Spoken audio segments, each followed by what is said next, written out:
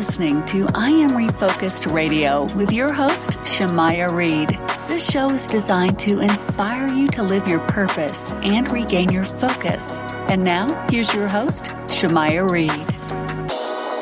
Hey, welcome to I Am Refocused Radio. We are here once again today. We have another show lineup for y'all today. We have our special guest who's joining us today. Her name is Dr. Helen Ofosu, and we're going to focus on the topic recruitment and retention strategies during the Big Quit era. And before we dive into the topic, we're going to learn a little bit about Dr. Ofosu. First and foremost, thank you for your time. How you doing? I'm doing really well. Shamaya, thank you for inviting me. I'm excited to be here. Well, I appreciate you being here. So I kind of gave a little teaser of what we'll be talking about today, but when it comes to you, you have over 20 years in public and private sectors, just focusing on, organizational psychology and just working a lot of development, leadership skills, and navigating the complex issues of workplace, different, XYZ, bullying, harassment, et cetera, et cetera. So kind of paint the picture for the audience a little bit about what you do today. All right. Well, I started my own company in 2012, and I've been offering executive coaching, career coaching, and some HR work using the background I have in organizational psychology. And I mean, the truth is that I guess first and foremost, I am a psychologist, but most people would never think, oh yeah, I have an HR problem. I better find an HR psychologist. Or, they look for HR consultants, they look for executive coaches, they look for career coaches. That's why I use those labels. And those really are the services that I've been offering. Now, when you look at what you do on a day in, day out routine, what's your routine when you get up in the morning? Because everyone has their own unique routine. What's yours? Well, I try to get up after a good sleep. I aim for 7 or 8 hours of sleep, and I try to get outdoors. Usually nice long walks to really clear my head and give me some good energy to fuel my day. And generally speaking, in the mornings, I'm trying to do most of my prep work. So that could mean doing some research to make sure that I am giving the very best advice for my coaching clients. That could mean preparing for keynotes. That could mean preparing to deliver training. And if I'm working on an HR thing, perhaps like executive search, trying to help an organization with their hiring, then I may be doing some of the work related to that. And then my afternoons are usually in one-on-one coaching sessions or delivering training. And in 2012, you established a IO advisory services, offering services such as executive and career coaching, HR consulting, and speaking and training. Kind of touch on what your mission goal was to do with that service. Well, sometimes we're inspired to create a service that we wish existed. And that's exactly what I've done. So, I was somebody who was capable in school, got a good education, was working, earning good money, but I really was not very excited about my work. Not to say that everyone has to be fully gassed up about work every single day, but I felt, kind of stuck and kind of bored. And I felt like I was drinking way too much coffee just to get through the day. So I myself hired an executive coach. And I was shocked when they recommended that entrepreneurship and being an executive were actually more aligned with my skills and abilities than the work I was doing in the public sector. So at the time, I was a single parent, so that really wasn't a smart time to just quit my job and try to create a practice. But a few things unfolded that gave me an opportunity to try. So I did. And that happened in 2012. And thank goodness I'm still at it. And if anything, it's going better now than I expected. So, I guess I'm combining my love and passion towards psychology, but also my love for entrepreneurship. So that's what I've been at. And working with different clients, it's going to lead up to the next question for the topic of for the show today. The big, quick era that's going on right now. What's some of the common challenges that you've seen to be a pattern, or just kind of been like maybe the starting point of this difficulty? Well, I'm very lucky. I do two really different types of work. So sometimes I'm helping organizations. So organizations might be my client if I'm helping them, especially with hiring leaders, or if I'm, doing some kind of an intervention that may be related to diversity, equity, and inclusion. So I have that organizational perspective. But I also work with individuals one-on-one and sometimes in small groups for coaching. So as the pandemic wore on, I could hear two very different narratives. I could understand the kinds of things. In fact, this even goes before the pandemic. Generally speaking, when I'm interacting with one-on-one coaching clients, they're talking to me very unfiltered. They know that what they say to me is not going anywhere. So I understand the kinds of things that are frustrating very capable, hardworking people. And then, of course, during the pandemic in particular, when we had this massive exodus out of the workplace, or at least out of certain workplaces, I could understand exactly why that exodus was happening.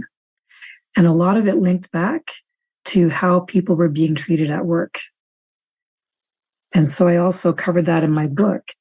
But when I talk about the one-on-one stuff, the executive coaching and career coaching, certainly over the years, there have been certain recurring themes and issues that come up again and again and again. So things like dealing with the imposter syndrome, navigating professional boundaries, dealing with toxic workplaces, navigating the workplace when you're an underrepresented person. So maybe you might be a Black person, another person of color, a member of the Pride community or what have you, and you're just underrepresented. And things often play out differently for these people. So I don't want to go on forever and ever. Is that a good answer? No, it's perfect. And going back to the book, you written the book, How to Be Resilient in Your Career Facing Up to Barriers at Work, and you kind of touched on little different issues that can occur at work. Mm-hmm. Driving to how people get to that point where they just can't take it no more, because that's, I believe, is part of the equation when people decide they just want to stop doing this and they don't want to go further. Mm-hmm. Touch a little bit on how this book can help someone overcome that, recover from that, or prevent that. Well, if somebody reads this early in their career, then hopefully they will stay on the right side of many of the most difficult things that happen to people at work. But most people are going to be reading this book and picking it up because one or two of the chapters kind of align with a problem that they're dealing with. And certain problems are kind of deep, and they're not so friendly for just going online and doing a Google search and getting a complete solution. So, for instance, something I talk about that's not very popular is called the glass cliff. And this is something that impacts women and racialized people in particular. And so the gist of it is that sometimes those folks, the women and the racialized people, recognize that leadership opportunities don't come around very often. So sometimes when these opportunities do come along, they want to grab on because they're not sure when the next opportunity will come. And so often, I shouldn't say often, but sometimes these opportunities are actually kind of tainted. These are the ones that I call the glass cliff because there's something kind of treacherous about the opportunity. It's usually high visibility, high risk, and in a sense, because sometimes racialized people and women are treated as, kind of second class citizens. It's easier to put them into these positions so that if and when they fail, well, too bad for you. We'll just bring in the next person. So it's kind of these opportunities that, they're poisoned. People don't have the resources, or they're extremely risky, and they're treated as expendable. And you're using your experience of over 20 years of helping employers acquire talent and coaching professionals through difficult career situations. And these are layers of issues. So based on your experience, it's not like one shoe fits all. Is unique to the actual situation. Absolutely. And going back to your earlier question, because I probably went off on a bit of a tangent, but, I think that there are certain problems where people get frustrated of putting up with things that are, not getting the results that they're expecting, not getting the results they think they deserve, and or being mistreated. And so these are the things, the kind of themes that come up again and again and again, and that are driving people to leave organizations where they can't see a good future for themselves and going other places where they're more valued and more accepted. And I like your point about the different backgrounds of people, right? Different personalities, different preferences, just different, period. And why is it so important for employers and people in leadership to understand that there are major differences in different people and how they can use that for a good advantage of a workplace? Well, I think fundamentally, a lot of hiring managers, a lot of business owners, a lot of HR folks don't really appreciate that people can contribute, like various types of people can contribute. So, for instance, sometimes the tendency is to choose to hire somebody or promote somebody because they look pretty much like everybody else who's already in the organization. So they kind of think the person's going to fit in great. The problem is that quite often you get better work products when you have a bigger range of people contributing to those work products.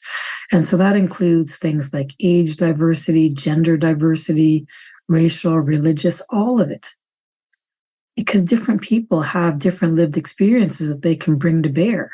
So we really should be focusing on what can somebody contribute, not what is the package of those contributions. Once again, I think that's a really big issue. Yeah. Once again, listen, I'm Refocused Radio talking to our guest, Dr. Helen Ofosu. And when you wrote this book and it was time to publish, I mean, I've interviewed a lot of authors, and they always say the most painful part is the publishing process. And for you, how do you see today's opportunities as far as the job market, where people could say, you know what, maybe it's time for me to go and turn the page? What do you say to those individuals, generally speaking, and how they can use this book as a refresher or as a guide to stay sharp in how they approach the marketplace? Well, there's a chapter that's focused on networking and diligence. I know it sounds like a strange combination, but the fact is that most good job opportunities come through different people rather than being posted online. So I think that's a smart thing to be doing throughout our careers. And I have another chapter that's focused on, should I stay or should I go? So trying to think through some things to consider when you're contemplating a change in job or a change in career. And, sometimes you have to think about, how long have you been in the position? Are your skills still up to scratch? Have you become kind of stale? And one way to find out about that is when new people join, do they have similar skills and training to you, or are they kind of, making you look kind of bad? So making sure that you're doing your part so that if you choose to leave, you're competitive, right? You haven't been underperforming or, just not keeping pace with the expectations within your field or your industry.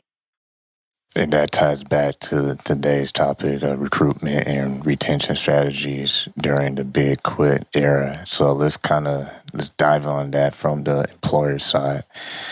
When it comes to recruiting the best talent, I mean, we hear so many stories, right?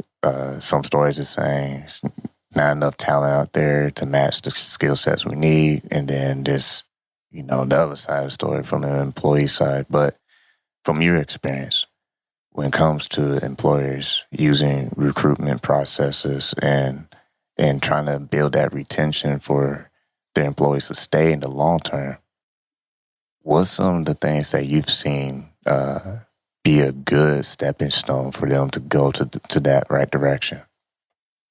Well, I sometimes use the analogy of buying a car versus hiring somebody. Most people will take some time to test drive, do some online research, kick some tires, just to make sure they're making a good decision. But generally speaking, it's more expensive to hire somebody and keep them on for 2 years, 5 years, whatever, versus buying a car.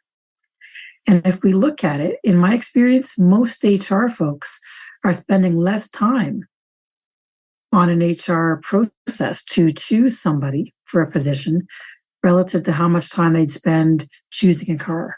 So I think fundamentally it's partly slowing down and being more clear about what they actually need from that candidate and figuring out ways to evaluate it. I think many HR folks do a pretty good job of figuring out what are the basic skills required. Right? Like if it's a carpentry job, for instance, I'm sure there's specific things that somebody needs to be able to do to be a good carpenter. But I think what happens is that most people don't do a great job of evaluating soft skills. So the way I think about it is that the hard skills might be things like, project management or, carpentry from the previous example, or using specific softwares or even skills that they're associated with certain degrees. But in my experience, there's usually something different that differentiates whether somebody's going to be good at their work or not so good at their work. And it's all these soft skills or competencies. And so basically the competencies are how you apply what you know to be effective at work. So things like having good interpersonal skills, good judgment, a good work ethic, initiative, maybe strategic thinking. And it's those kinds of things that I don't think employers pay enough attention to and don't really figure out how to evaluate them. It's one thing to get deadlines done, but like you said moments ago, having those strategies, like systems are meant to be evergreen until they need maintenance to upgrade based on different needs. But in general, systems are made because they work, they get you results.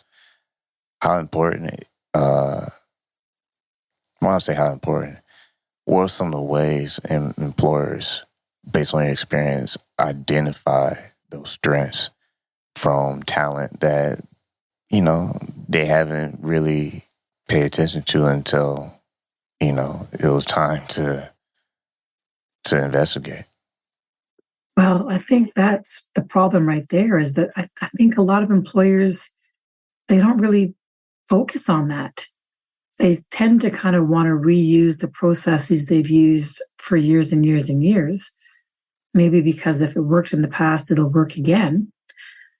But that just kind of reinforces certain biases, and it may encourage people to overlook certain qualities and certain candidates.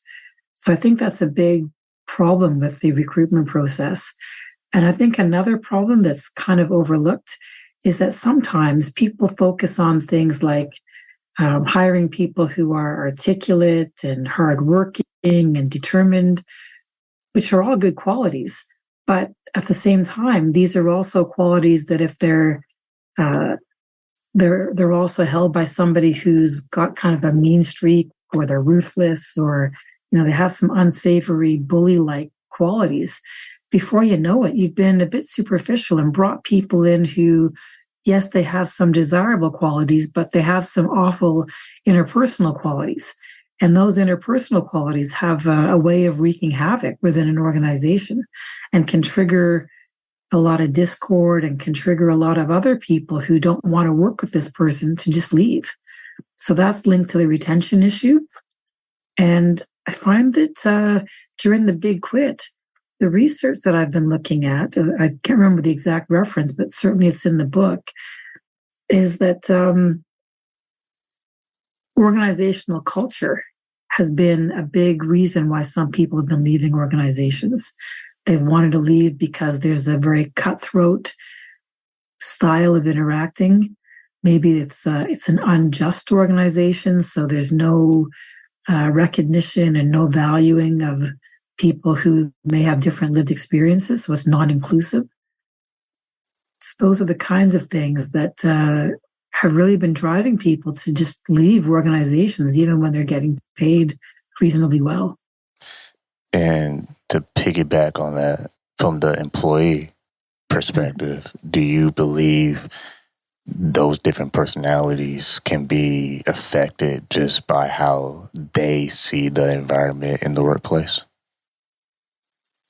I would reframe it and say that employees are affected because of certain, mean-spirited and counterproductive behaviors. So I think that's the bigger issue, is that some people are really having a bad time at work. They're dealing with microaggressions, they're dealing with exclusion, they're dealing with being passed over for promotions because they may fit the criteria in terms of performance, but they don't fit the preferred stereotype or template of who gets ahead in that organization. Once again, listen to Refocused Radio, talking to our guest today, Dr. Helen Ofosu. And man, you hit some really good points. And for those who need to make that big decision, right? If they need to turn the page, or they just need to dig deeper and see what they can do to attribute to a solution versus, it's very easier to make a problem, but it takes more guts to look in the mirror and say, make sure I'm not, contributing to the problem as well. What you say to those people when it's time for them to evaluate not just themselves, but how they are handling the situation at work? Well, I think often it becomes very complicated, because we as individuals might feel like we know something is not, there's something off, right? There's something that's not really working in our favor. But depending on where you work, the people around you might be downplaying much of what you're experiencing, or they may be pretending that everything is fine, kind of gaslighting you. So I think the first step is just getting clear on what you really are experiencing and figuring out ways to find a better place where you're not forever in self-protection mode, protecting yourself from mistreatment. Is it possible that someone can be blindsided where, I wouldn't say blindsided, but they might just be blinded, immune, numbed to that, where they don't even recognize it? Yeah, I think so. It's kind of like the proverbial frog in a pot of water. So somebody may join an organization and things are, they're okay. But then every day there's like a little bit something worse that's making them less and less comfortable. Just like how the proverbial frog in the pot of water gets in the water at first, it's cool and fresh, everything's all good. But then over time, they keep turning up the temperature. And before they know it, they're almost boiling, very uncomfortable, very dangerous. but by then it's too late. And so I think similar things are happening to certain individuals where they try to just suck it up and just focus on their work. But eventually, even if you think you can kind of tolerate ongoing mistreatment, that expression, death by 1,000 cuts, there's some real true validity to it in terms of the science. So now they're realizing that dealing with ongoing small hurtful interactions, whether it's microaggressions, being passed over, being excluded, dealing with bullying, harassment, each of these small interactions are like a small trauma. And when you add enough of them together, the impact could be just as great as if you'd been in a serious car accident, had a very serious health issue, even been in combat. So now we're hearing about people dealing with post-traumatic stress disorder because of harms they've been experiencing at work. So, I do think we need to kind of spread the truth that these things are not just benign. These things have a real impact. Short-term, probably mental health impact, longer-term, physical. And again, these are all things that I try to spell out in plain language in my book. I'm really hoping it's a public service announcement so that people can, make sure that they're doing things that are in their better interest for the long term. Once again, talking to Dr. Helen Ofosu. You can go to her website, theresilientcareer.com. And when you learn from people's different experiences, because everyone is unique, what is the common thread that can hold together both the employer and employee to where workplaces on a basic level can be productive where there's common ground?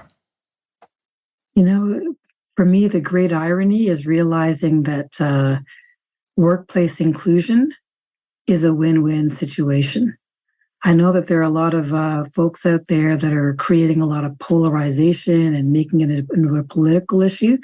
But at the end of the day, when employees feel valued and included and welcome, and they're not forever figuring out how to protect themselves from mistreatment, they are more engaged and better able to just do their work.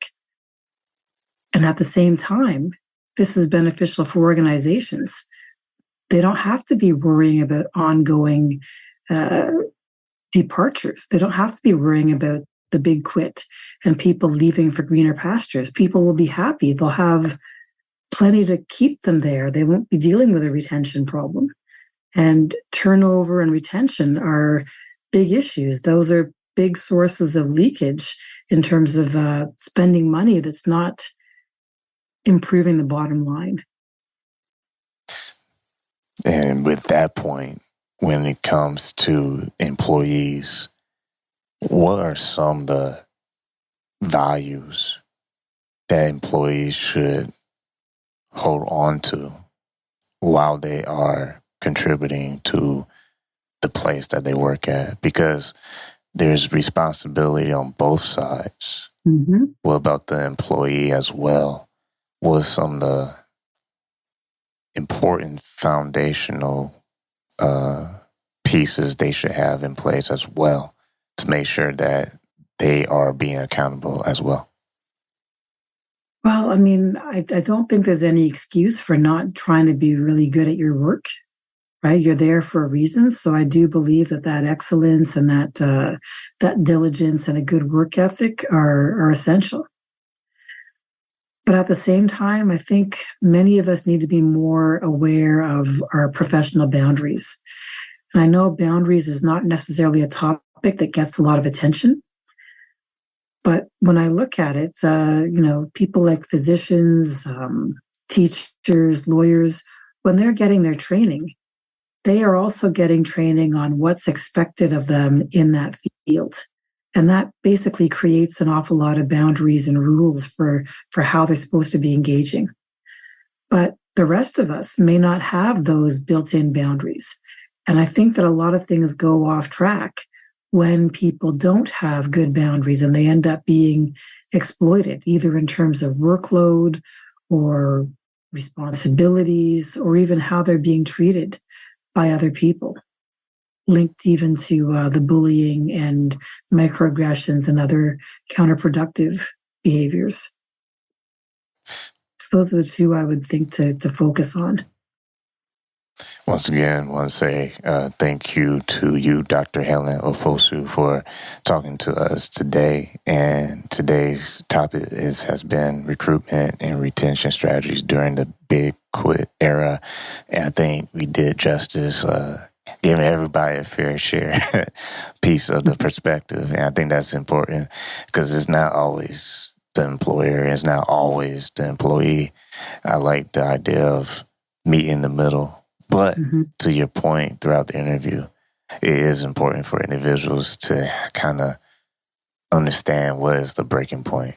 What is the final straw where it's time for you to maybe, turn the page and start a new chapter. So with that, what closing thoughts we have for our audience, and also hoping what you have the readers take away when they read your book? Well, my hope is that people don't stay too long, right? So if things are not going well, it's probably smart to accept it and start to take some action to try to find an employment situation that is better for you, somewhere where you are welcome, you are able to perform and all of that, and not wait until you're so depleted and burned out that it's hard for you to move on. Once again, I want to say thank you for being on the show today, Dr. Helen Ofosu. You can go once again to her website. It's theresilientcareer.com, theresilientcareer.com. I want to say thank you for spending time with us and keep up the great work. Well, thank you very much. It's been a pleasure to be here. I wish you well on the rest of your podcast episodes.